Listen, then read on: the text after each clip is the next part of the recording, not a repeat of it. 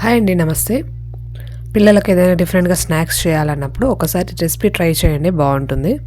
పిల్లలకు స్నాక్స్ బాక్స్లోకైనా లేకపోతే evening time tea time స్నాక్స్లోకైనా చాలా డిఫరెంట్గా ఉంటాయి. చాలా క్రిస్పీగా, అలాగే నోట్లో వేస్తే కరిగేంత టేస్టీగా కూడా ఉంటాయి. రెసిపీలోకి వెళ్ళే ముందు మన ఛానల్ ఫస్ట్ టైం చూస్తున్నట్టయితే please like, share and subscribe. ఈ రెసిపీ కోసం ఫస్ట్ ఒక మిక్సీ జార్ తీసుకోండి. దాంట్లో 1 కప్పు వరకు ఉప్మా రవ్వ, వరి పిండిలా కాకుండా కొంచెం బరకగా మిక్సీ పట్టుకుంటే సరిపోతుంది మనకు. ఇప్పుడు దీన్ని ఒక ప్లేట్లోకి ట్రాన్స్ఫర్ చేసుకోండి.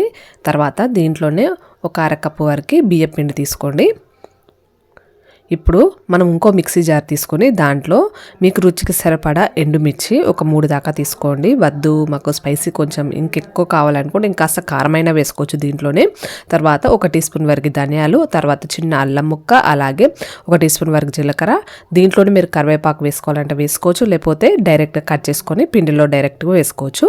ఇప్పుడు మనము బియ్యం పిండి రవ్వ అన్నీ వేసుకున్నాం కదా, దాన్ని బాగా మిక్స్ చేసుకోండి. తర్వాత మిక్సీ పట్టుకున్న ఈ మిశ్రమం అంతా దాంట్లో వేసుకోండి. మరి మెత్తగా ఏం కాదు మనకు ఇది మిక్సీ, కాస్త కొంచెం బరకగానే ఉంటుంది. ఇప్పుడు దాంట్లో వేసుకున్నాక 1 టీ స్పూన్ వరకు వాము వేసుకోవాలి. తర్వాత నువ్వులు కాస్త ఎక్కువ వేస్తున్నాను నేనైతే, 2 టేబుల్ స్పూన్ వరకు నువ్వులు వేసాను.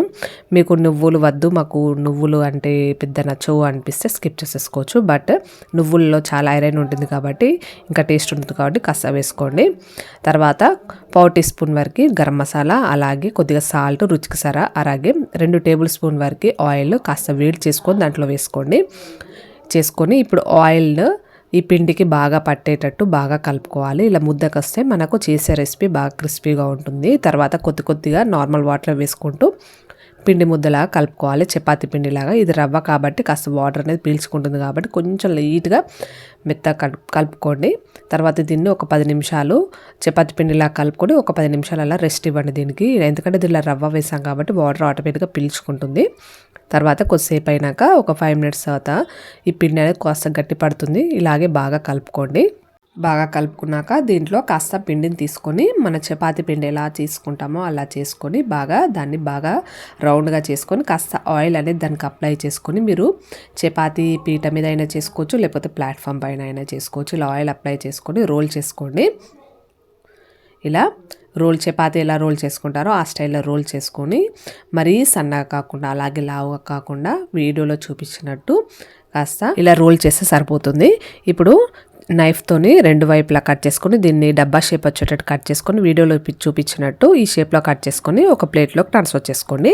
తర్వాత ఆయిల్ అనేది కాస్త వేడయ్యాక దాంట్లో మనము ఇది అనేది లో టు మీడియం ఫ్లేమ్లోనే వేయించుకోవాలి. ఒక్కొక్కటిగా ఆయిల్లో వేసుకుంటూ వెంటనే కదిలియకుండా నెమ్మదిగా ఇలా నెమ్మదిగా ఒక 5 నుండి 10 నిమిషాల తర్వాత నెమ్మదిగా రివర్స్ చేసుకుంటూ కాల్చుకోవాలి.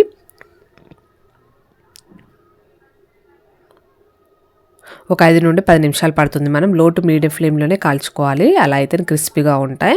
చూసారు కదా, కలర్ కూడా చేంజ్ అయిపోయాయి. ఇప్పుడు దీన్ని ఒక స్ట్రైనర్లో తీసుకుంటే అంతే, రెడీ అయిపోయినాయి మనకు ఈ స్నాక్స్ అనేవి. చాలా క్రిస్పీగా అలాగే చాలా టేస్టీగా కూడా ఉంటాయి. కొంచెం డిఫరెంట్ టేస్ట్ కూడా ఉంటుంది, పిల్లలు కూడా ఇష్టంగా తింటారు. ఇంకేంటి, మీరు కూడా ట్రై చేస్తారా? ఒకసారి ట్రై చేసి ఎలా వచ్చిందో నాకు కామెంట్ సెక్షన్లో కామెంట్ చేయండి. అలాగే వీడియో నచ్చితే ప్లీజ్ లైక్ చేయడం మాత్రం మర్చిపోకండి. మీ లైక్ నాకు చాలా important. Thank you so much for watching. Bye.